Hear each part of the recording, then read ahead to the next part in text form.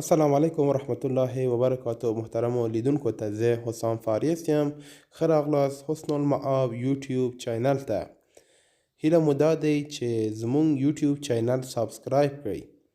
د نن ورځ بحث مو دا دی چې په افغانستان کې ولې جګړه پیل شو.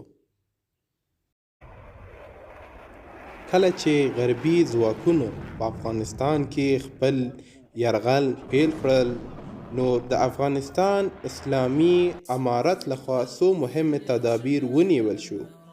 امارت اسلامي خپل کلکه دریځ خارجیانو ته وښودله.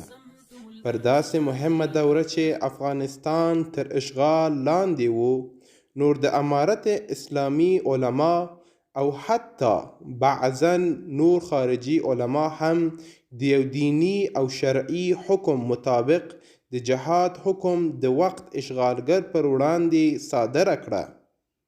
همداسې جورج بوش هم د افغانستان جګړې ته یو مقدس او صلیبي جګړه ویلي وو، او همدا خبرې هم د امارت اسلامي کلک مقاومت ته دلیل بلل کېده.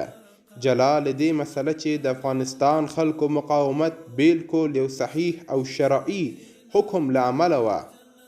نور په افغانستان کې د افغان خلکو عزت، ناموس، غیرت، استقلال او دینی اسلامي ارزښتونو تر پښو لاندې کېدله.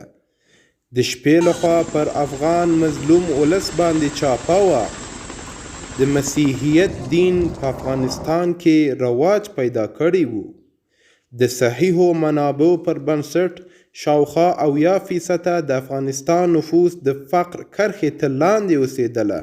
د نشې ټوکو مواد زرع او تولید یې ډېر سوي وو، او افغانستان یو فاسد هیواد د نړۍ په کچه ګرځېدلی وه.